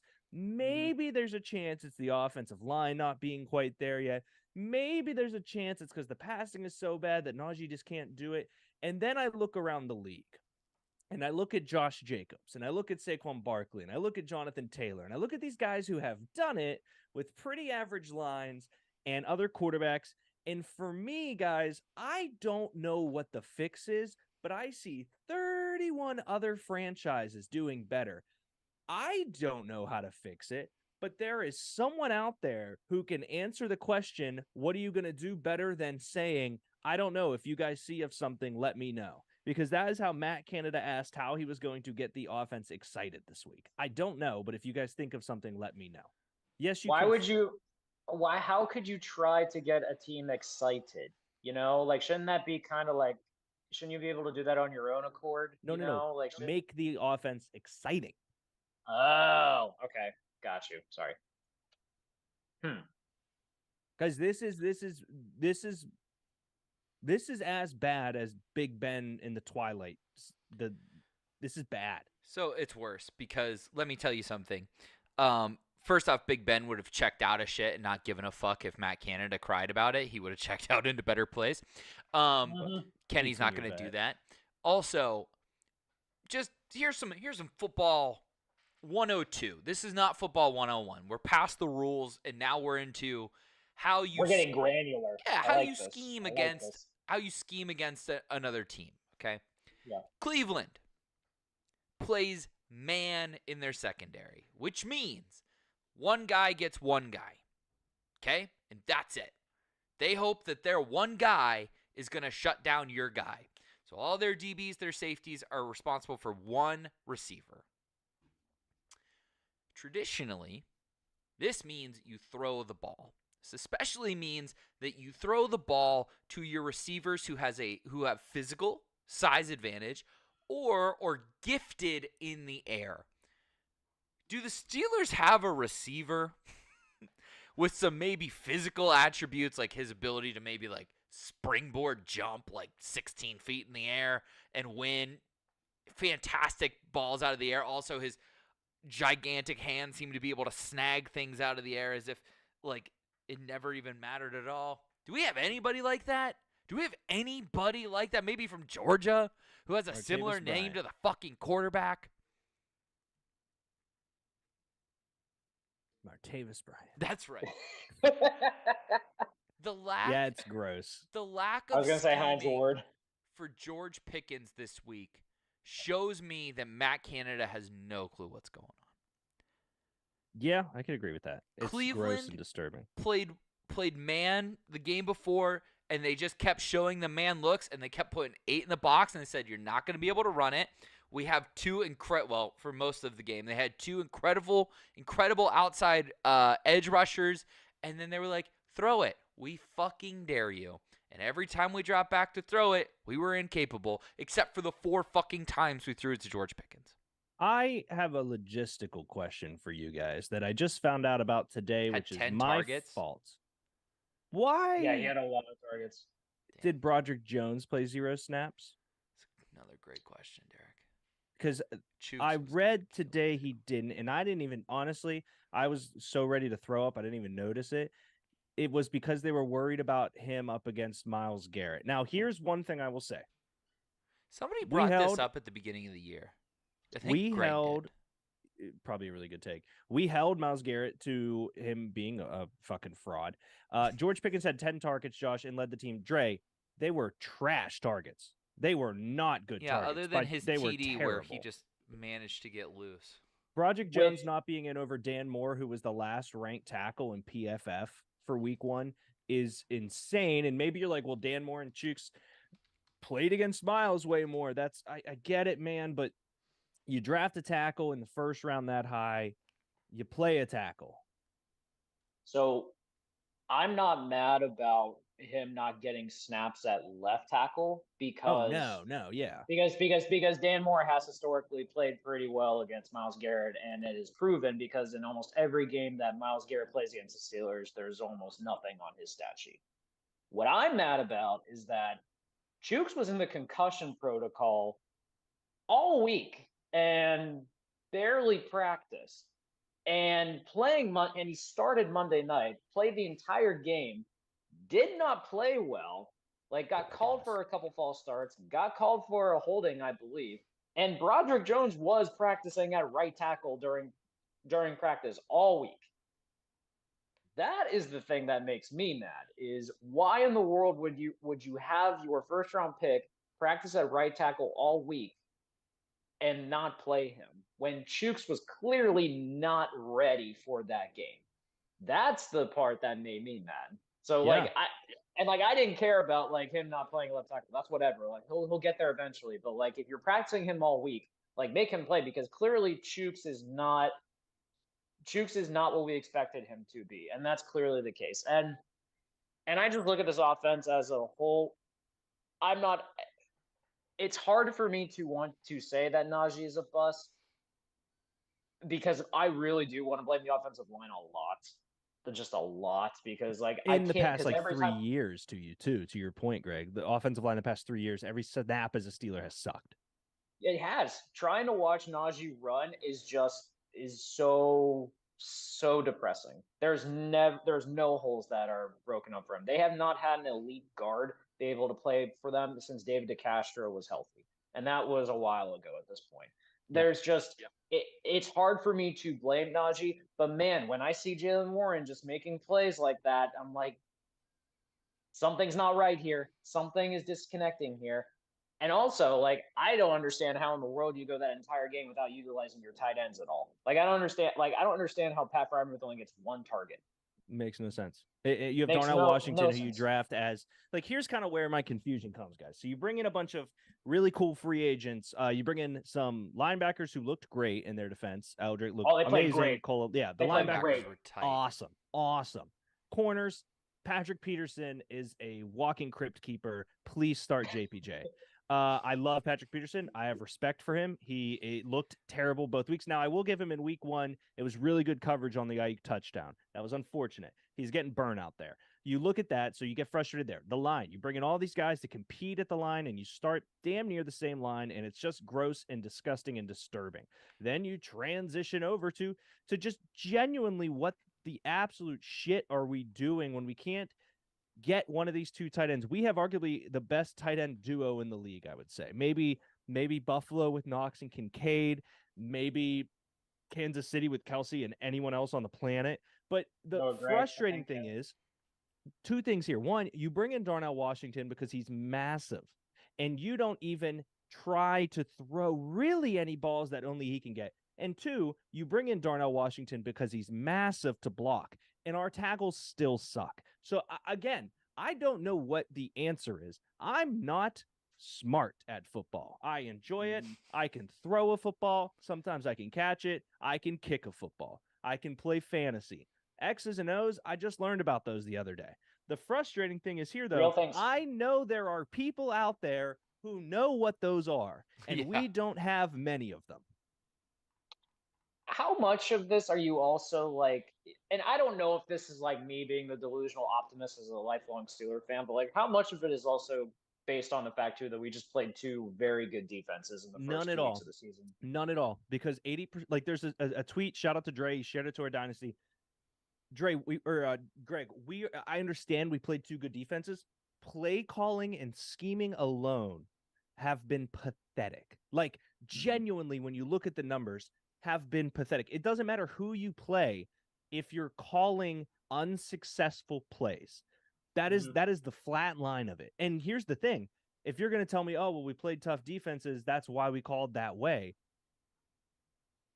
Those wouldn't work against shitty defenses. So I don't get it, man. There's new OCs every year. And you know what some people do? They hire a Joe Brady and a Joe Brady fails and they fuck off Joe Brady.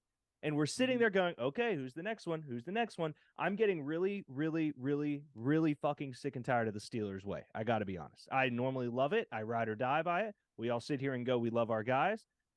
I'm never, ever, ever going to sit here and say we should fire Tomlin. I ride or die for that fucker. Mm-hmm. Matt Canada needs gone. And so does Gunner. Because that motherfucker toe tapping off a kickoff is the dumbest thing I have seen in football history. That was really bad. He said, "Did you see my toes? I got in, coach." It's like, buddy, that's bad. Let it go out. Danny Smith has driven me nuts over the last few years, but like on that play, I can't even imagine. I watched him in that wad of bubblegum chew him out. Oh, it made me so happy. Yeah. There's too many good brains out there, guys. And if you think I'm wrong, Eric Bieniemy went to a team just to be an OC, and you can't tell me we couldn't have got him. You can't tell me we couldn't have gotten. Offense looks great. Looks so good. Strong discipline. I think Brian Robinson looks great. Sam Howell and Jahan Dotson look like shit. They do, Greg. I'm sorry. I think Jahan Dotson looks terrible, and Sam Howell's a fraud. Flip over there. You know who else we could have gotten? Brian Leftwich. I guarantee he would have came home. Come home. You know who else was out there? Kellen Moore. Kellen Moore switched teams. Why didn't we try to go after him? Because we think we're smarter than everyone, and it's fucking us over. Mm-hmm. Actually, the next thing to look at is who's the current quarterback coach, because that's probably going to be the next OC more than likely. Or actually, like either wide receiver or running back coach, because you know how they run. They promote from within. So yeah, but Greg, that's kind of my issue here. I'm getting really, no, I get what you're saying. Fucking I get what you're fed saying. up with that. No, I get what you're saying. I'm pointing out, like, I understand we want Matt Canada gone, but like more than likely, one of those three is going to be the next OC if that's the case, because that's just how it is. You fire Matt Canada 3 games into the season, and you're looking at, and I pulled it up, Frizz Jackson, 8-year wide receiver coach, Pat Meyer, 11-year offensive line coach. You're looking at maybe Mike Sullivan, 18-year quarterback coach, offensive assistant Glenn Thomas. I get all of that. I understand that you're like, well, we can't do it now, but we should not have gone into the season with it knowing the offensive scheme he was going to run. Hindsight is great, and I understand that. Get him out of there now. Mm-hmm. Are you in agreement, or at least like you are pointing out that like the main number one reasoning, it's not Kenny, it's not the offensive line, it's not Najee, it's not the playmakers, it is absolutely 100% Matt Canada. It almost doesn't matter any of the other variables, because there are teams out there with worse quarterbacks and worse running backs and worse receiver core. Not all together. There's not a team with all three, but there are teams out there doing it. And teams out there, you're telling me right now, the Indianapolis Colts are going to lose Anthony Richardson this weekend and walk out there with Gardner Minshew and have a brand new offense tailored to Gardner Minshew that is going to look better than our starters. You're telling me that when any of these teams, Zach Wilson goes out there with the Jets, and they now have to cater to Zach Wilson, and they pivot, and they do it, and they may not win, but they look great doing it, and it looks better than the Steelers' starting offense. That's the thing here, dude. Here's something that's positive. Mike Sullivan, quarterback coach, if he is going to take over midseason, managed to get Josh Freeman to throw for 4,000 yards and 27 touchdowns. So, like, that's pretty good. That's pretty good as the offensive coordinator of the Bucs in 2012. I'm just saying, that's pretty good. I think that was Mike Evans' like rookie year, actually, now that I think about it. Josh Freeman's pretty fucking bad. Yeah. NBA says, is Pickett in the same tier as Baker? Pickett has a higher ceiling in the future, but now is Baker's the better quarterback right now? Yes. Baker Mayfield is reading defenses. Baker Mayfield is calling plays at the line. Baker Mayfield knew the calls the Vikings were making. It was the Vikings, changing their offense mid-game due to the calls. I will not say that, yes, Kenny Pickett's ceiling is much higher right now than Baker through the end of his career. That has to happen. The problem is, we draft Kenny in arguably the worst quarterback class in the history of the world in the first round, and we do force it there after bringing in Mitch Trubisky, and I love Kenny. I'm not shitting on Kenny yet. But you brought in Mitch Trubisky, you had Mason still in the building, you draft a first-round pick in Kenny, and then you get all these things, and then what on God's green earth are we doing with all these toys? Misplaying with them completely, not understanding We're not even at all playing with them. We're just staring at them, waiting for them to play themselves. We're Yeah. not giving them a storyline here, Greg. We're run up the middle, pass to something that's nowhere near the first down marker. Not that they're going to catch it anyway, and then punt. Oh no, However- Josh. There's a reason. There's a reason why the Steelers depot thing is always run, pass, run, pass, run, pass, run, pass. It's the exact same play call all the But freaking time. you know who is fucking great? Presley Who? Harvin. Dude, God, coffin punt. And now only in Pittsburgh do we give a shit about the kickers. But, you know. Derrik, I think we don't have anything to fucking add. Because, like, you're right. And it's frustrating. And it feels like the same shit, different fucking day. And I guess I'm wondering what happened to that offense that went down and scored the late winning drive against the Ravens. Where'd that offensive go? Where's the offense that played the end of the first half against the 49ers? Yeah. Where it was a drive down and they had the ball go out of Cooked. bounds. They schemed it up. They looked great. We scored points. And then we just are horrifically flat. Now, I will give, maybe there's a lot to be said about the young line and I get it all, man, but there's teams out there doing it. Yeah. Greg, you had your finger up. I know exactly where that offense was. That was the 2-minute offense that they apparently run, and that's what Kenny's answer was. Make it the 48-minute offense. Yeah. Don't I care. know why. Don't give a fuck. Mm-hmm. I always hate that too, because they did the same thing to Mac Jones at the end of the game against the Dolphins, right? They were sputtering, couldn't get anything going, and then Bill kicked it into the 2-minute, or Bill O'Brien kicked it into the 2-minute offense with 4 left, and they just marched down the field. There's a reason the 2-minute offense works. First off, you can't call a bunch of bullshit. You get one play in. You can't send in 3 calls and then make your quarterback read and then figure it out and then call one at the line or whatever like that, right? And then the other part is the defense doesn't have time to sub.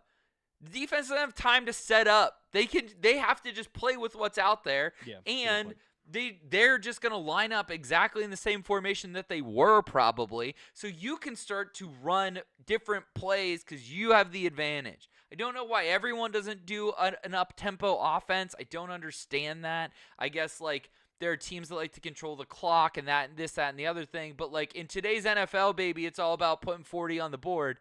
And Josh Allen can get away with it. Patrick Mahomes gets away with it.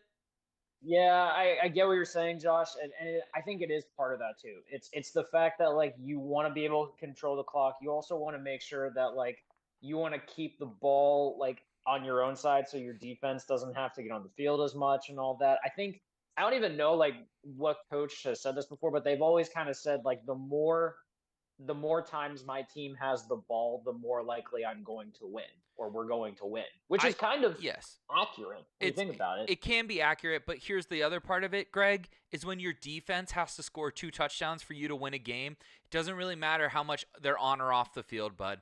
And they're probably on the field more by going 3 and out than if you did a hurry-up offense. Yeah. We are averaging right now, so you guys know, a touchdown every 18 minutes. Yikes. On offense. Oh my God. Keeping in mind that half of football is 30. So Like, yeah. maybe a touchdown. it would take like, per that tweet Dre, shout out to Dre sent, it would take us, hey, fuck stick. It would take us 18 minutes per touchdown. So, not great. let me fix this.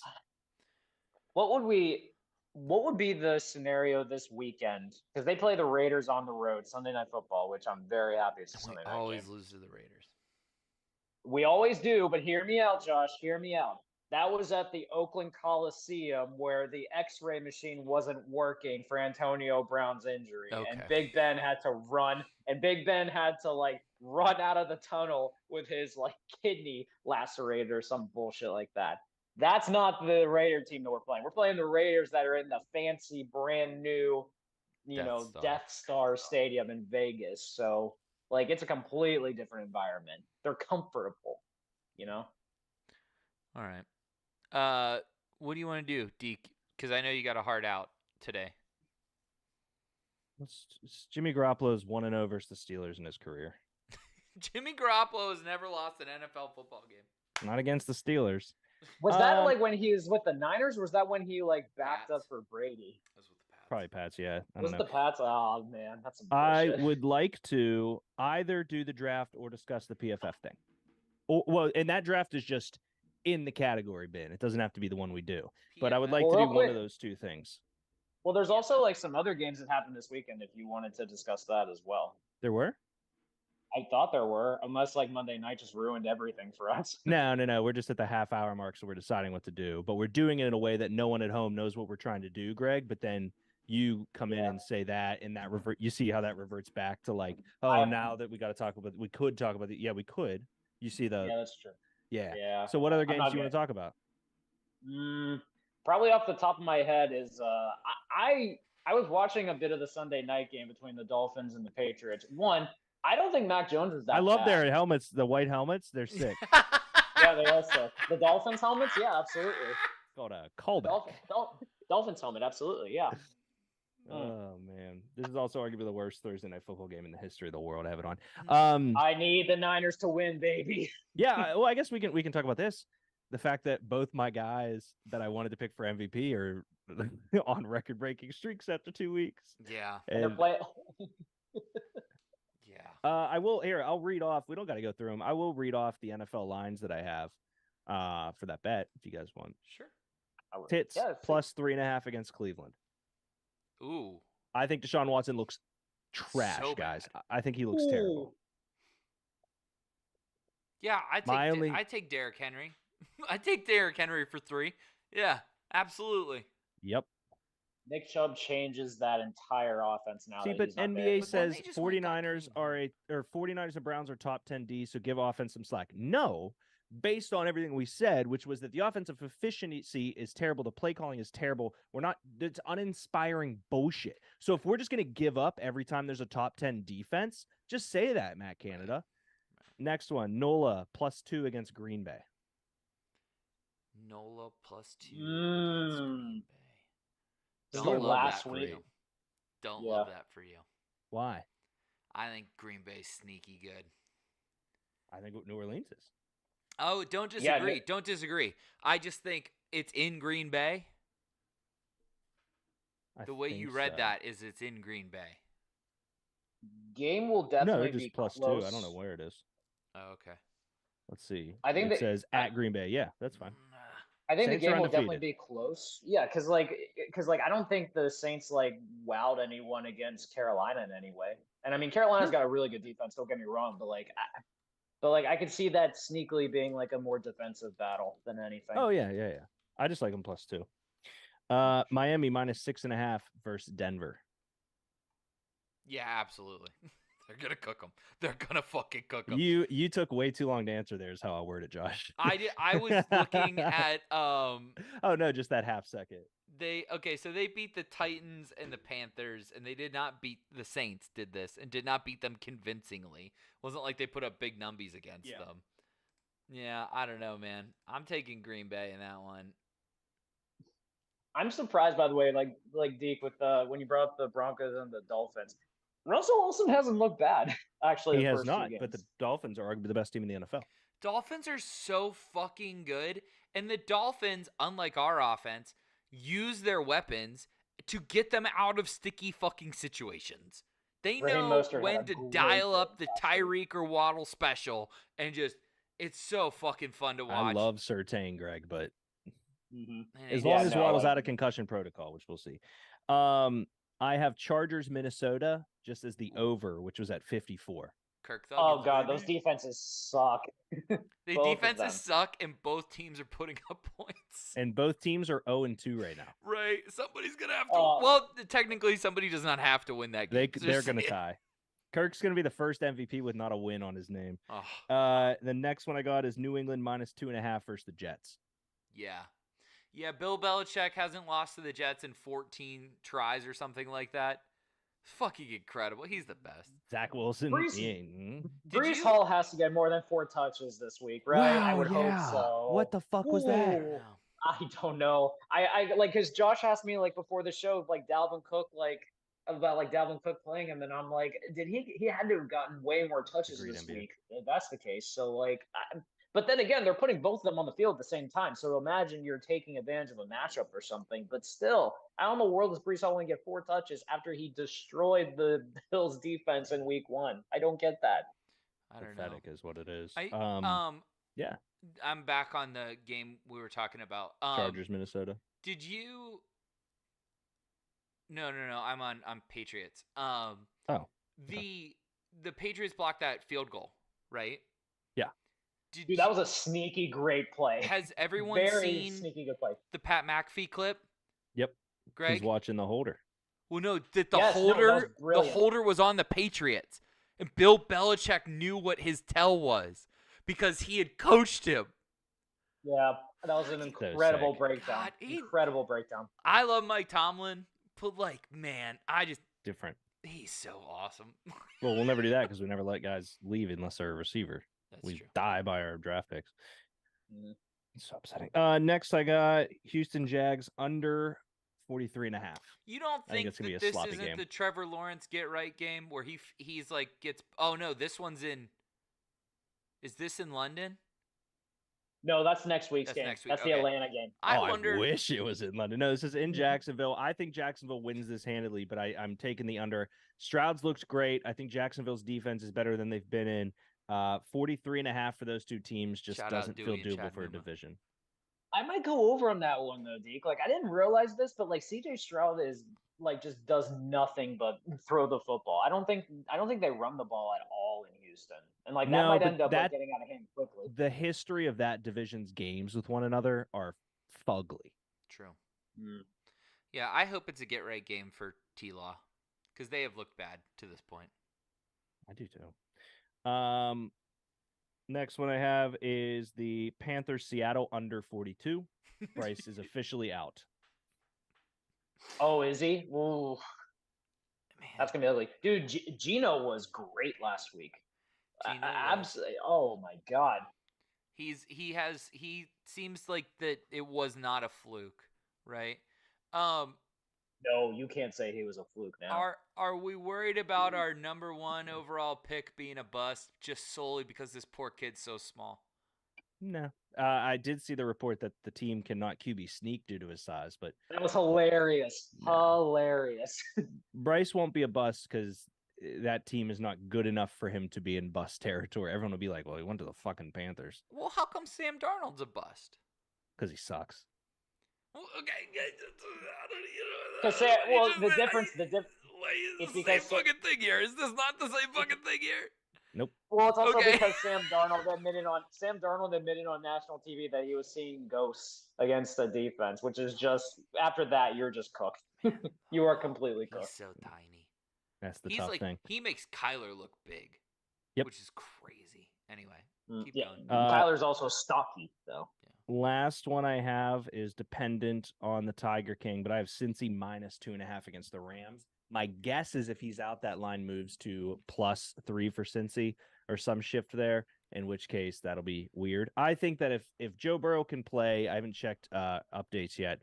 I think very, very highly that since he has a get right game, because they've looked like arguably the worst team in the NFL.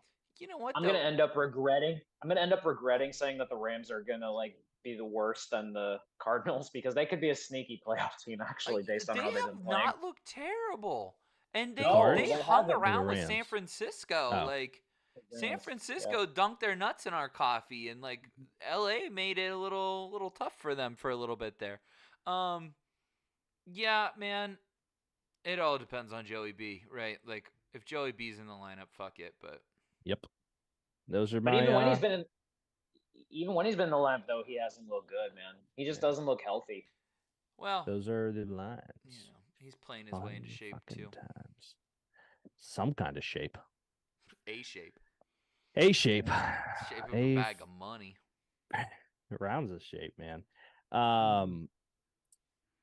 I don't care. I'm open to whatever you guys want to do for the last 20 minutes here. NBA has some questions and thoughts though. Let's do that. Captain Kirk will smash Chargers this week. Herbert will go down 0-3. Staley in Canada will say so long, farewell, goodbye to their duties after week 3. I would be floored if Staley's out after the massive contract they gave Herbert, but I don't hate the sentiment behind that. Did you see the thing on? I don't know if this was JPA Football Day, but like some AFC scouting director said something about how Justin Herbert isn't elite, and I Yeah, I like did had to see do a that. double. I had to do a double take, and I'm like, what? I But mean, then is like he? he broke it down actually very convincingly, and was like, he doesn't read defenses, he doesn't like dissect plays well. He's all gun all the time and stuff, and like he's got two really good receivers that like can kind of help him with that to a degree. But I would also argue a lot of it is coaching. To be fair, Yeah, I think that the offense there's great. I think does what he needs to, but I guess here's probably the difference there. He was If second you, last year in yards. it's tough because I don't disagree with you there, but I eighth don't. in It, tutties. it it really depends on your definition of elite. Because here's kind of the thing. To Greg's point, Patrick Mahomes' first year in the league, Mahomes was not reading defenses. Yeah. Mahomes took a cerebral step to learn to call out defenses. Baker is a cerebral. He's not elite. Baker is a cerebral, can learn a defense, look at a defense, dissect.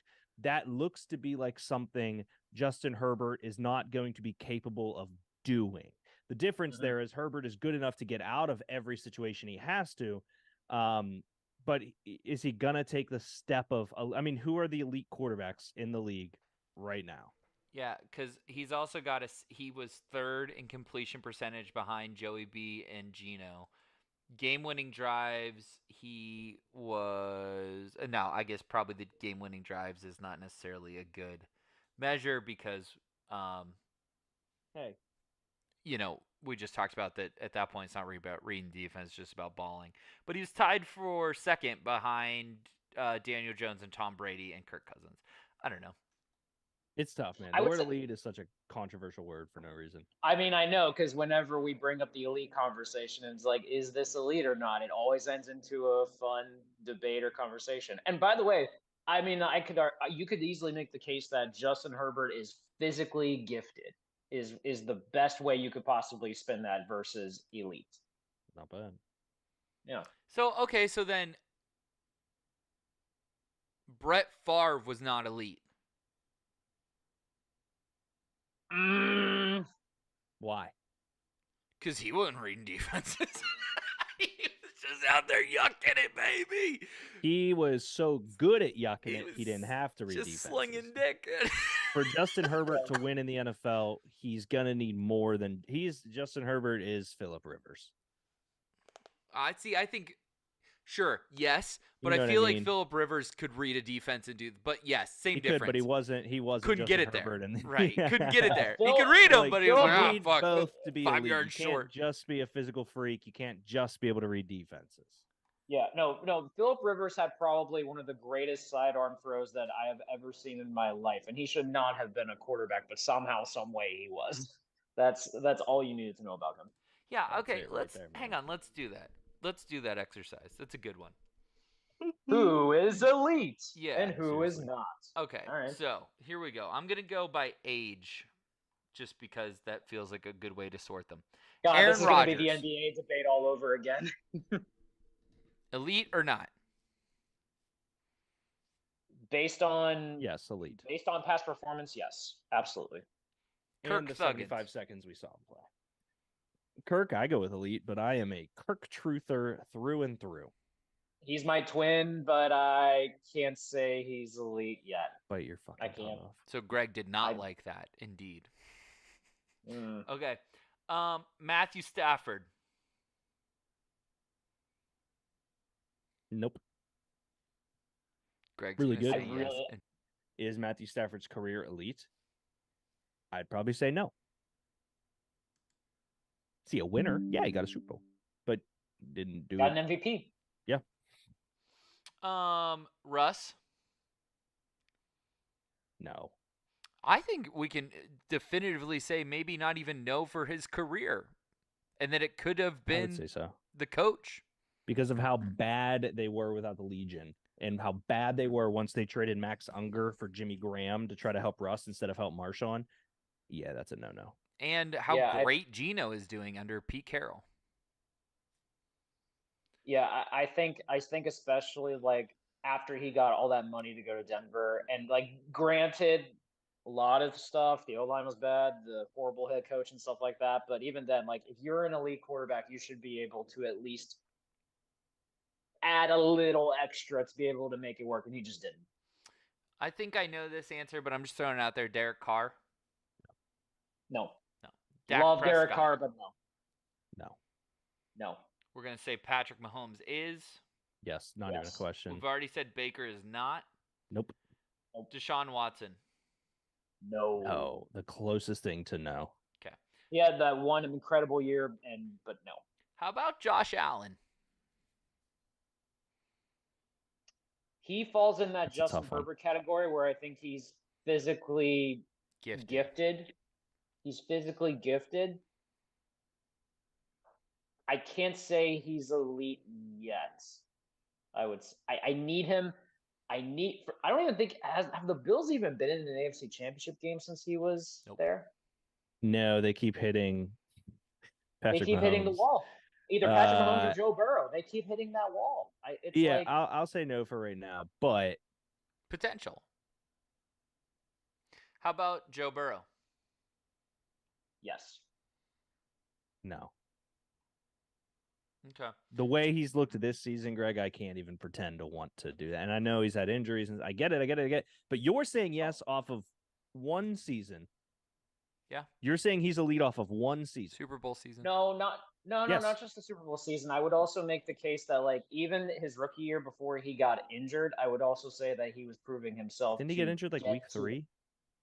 No, it was like halfway through the year. I think he got injured. Okay. Yeah. No. How about Lamar? Yes. Deke? It's another good question, I think. Stuff. I'm gonna say no. For me, it comes down to two factors. One, yes, he is the youngest MVP, I think, still ever, and an amazing athlete and a great quarterback. But that Not team gifted, or not has elite. well, that team has basically made me say no. That team has not done anything to help him aside from Mark Andrews being good at football. So no. Yeah. That's it. That's interesting. So, like, how much does the team versus the player play into your decision then?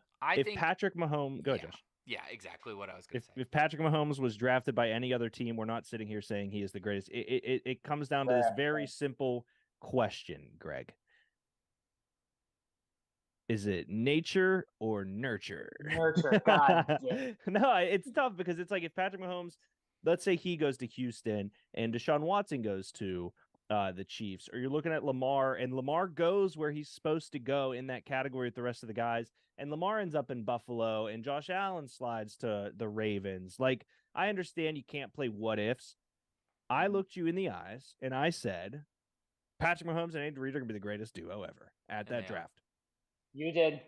Can confirm. You the did. only call I have under my belt. Here's one where I think maybe that same thing is going to end up applying, and he will be elite if he's not already, is Tua. He is not. Not Not yet. yet, no. But he's got his Andy Reid now. Yeah, I'd agree with that sentiment. I want this guy to be elite so fucking bad, and I don't know why he can't take that next step, is Mac Jones. No, not even close. Dude, I think he's got it all. I just don't think he can put it all together. But I think he individually, he can throw it. He can read a defense. He's a great field general. He just can't get it all to go in the same direction at the same time. To me, he is the absolute peak of middle of the pack. Sure. Like, good. Well, that's and what he's we used to think Kirk was. Well, some of us. To me, with Mac, here's the thing Mac Jones is. Mac Jones is that job, that girlfriend, that thing in your life that is just good enough that you're like, it's not bad enough to end it. It's not bad enough to leave my job. There are better jobs out there. Wow. There's better situations out there, but it's just good enough that you are not pissed off enough to leave it. That's Mac Jones. Mac Jones is just good enough for you to be like, we have a quarterback that we could do something with. That's where I'm at with Mac. Okay. Mac Jones is basically the equivalent of vanilla, in your opinion. It's good, but it's not the one that like you crave. You know. Hold Okay, on, let let me me let me give find you. analogy analogy since Greg wants to go fucking analogy for analogy at this point. I, Like, 'cause I Hang on, don't think he's vanilla. I got one more. You ready? I guess. Mhm. Jalen Hurts. Not yet. Not yet. Not yet. Will Lead he it ever? rushing. He needs one more year. Or One more year, and then do we I'll have be a willing to do it. Michael Vick situation unfolding on our hands? And hopefully not in the sense like Jalen Hurts just seems to be a good dude, so we're not gonna have that part of the Vick situation. But are we going Right. to run into the yeah, we get it. Like, okay, cool. We know what you I mean, can do now. We can scheme against this. it depends if they're gonna actually, if they actually gonna start throwing flags for the rule they put in this offseason where you're not allowed to push from behind. Because if they start doing that, then Jalen Hurts is okay. He's good. He's Yeah. a gamer. Jalen Yeah. Hurts is a gamer and a Yep. baller. I Yep. love the guy. I want him on my team. I want him to lead my guys. I want him to do everything. But if they start throwing flags on pushing your quarterback across the 1 yard line, the Eagles lose like 27 touchdowns last season. So then the elite category is Aaron Rodgers, Kirk Cousins, and Patrick Mahomes. Well, and that's the agreed upon both of us one. Yeah, well, cause you didn't give anybody else, Derek, Nope. and Greg gave Burrow and Lamar. Burrow and Lamar. Yeah. I like how you left a lot of quarterbacks off that conversation, but you added Mac Jones. Well, who would I add? I'm just saying, if we were doing like all the team, like Kyler Murray might be closer to elite than Mac Jones. Oh, sure. Ooh. But He's I'm also- with you. But I'm with you. Unfortunately, the list I have pulled up, he is not on there. But Oh, he's like, a fucking bum. Yeah. like Ritter, no. You did Carson, no. Bryce, no. Stroud, no. Pickett, no. Purdy, no. Dak. Goff, no. Dak, no. Ryan Tannehill, no. Trevor Lawrence, you didn't name him. yeah, because Not I yet. can't hear you say no. I can't No, do he's that to not. my boy. He's got stupid hair. I'm just gonna throw this out there. Fairly impressed that I think I named every team you didn't name. Just about. You didn't say Gino. Jimmy Garoppolo, Gino. Yeah, just about. I think so. And we Not a already lot talked of about elite Jordan Love. quarterbacks. Jordan Love. Hear me Looks out. great. He's starting off on a great foot. Dude, I hate the Packers, man. They suck. They reload, baby. They reload. They reload in a way that the Stupid. Steelers wish they reloaded. You know what I mean? Like, yes, did we have Terry Bradshaw and Ben Roethlisberger? Sure did. Yeah. But we also had Cordell Stewart, and we had Bill O'Donnell, Neil and we had O'Donnell. Tommy Maddox, and you know what I mean? Like, Bobby Brister. Bobby, Yes. like, you know what I mean? Like, we had some fucking stinkers. They Yep. went Favre, Rodgers, Love. Like, go fuck yourself. That's so cool. That's just so tight. And they did it the same exact way where they drafted who they wanted, right? They let him sit. They pissed off the old guy. The old guy left to the Jets both times. And, and then it just like didn't matter. Didn't fucking matter. They don't draft receivers in the first round because they don't give a dick about it. Like, it's great. It's Oh my awesome. god. I wish I we were that really- tight. It's a fair point. I really hope that when I'm in my mid 40s and like I see this happen with Jordan Love again and the Jets won him, I really hope this continues. Yeah. Really hope. Yeah. Well, at that point, we'll just be like, yep. No one's going to question them at that point. Everyone's just going to be like, oh, here they go again. These motherfuckers found another Yeah. one. They really like Peyton Manning's kid in this draft. I wonder why. God, I hate Peyton Manning's kid. All right, let's get out of here so you don't miss your stuff. Cool. Thank you very much. NBA, thanks for jumping in here. A ton of comments. Let me read these off real quick. I apologize. I was researching this stuff. Greg, great analysis. Herbert is physically elite, but his play on the field so far is not. Aaron Rodgers is playoffs, def not elite. That is, he won a Super Bowl. He won a Super Bowl. Eli MVPs? Manning's playoff Four? career is more elite than Rodgers. Ooh, He's won 2 Super Bowls. spicy against the Josh- Patriots. Josh Allen was 13 seconds for winning AFC Championship, but Mahomes got him. Josh Allen is elite. Was that in the AFC Championship game? Yeah. No, that was the Oh, divisional no, yeah, game. the one Yeah. before that, yeah. Lamar is being def in- not being elite. in an AFC, yes. yeah. he had from winning, so okay. thank you. All right. Josh, you make music in my ear to it, and as Andy Reid now, I'm thrilling line. You didn't get Pickett or Goff, or maybe I missed it. Apologies. You did not miss it. We did not bring them up for the elite conversation. NBA, I appreciate you, brother. All right. Anything else, gentlemen? No. Tune in next week to see who the best gambler on the show is. Can't be Greg. He took all my picks. That's true. No, he took a lot of I- unders and overs. I piggyback. What can I say? Ladies and gentlemen, thanks for watching Thoughts on the Bench. We'll see you guys next week.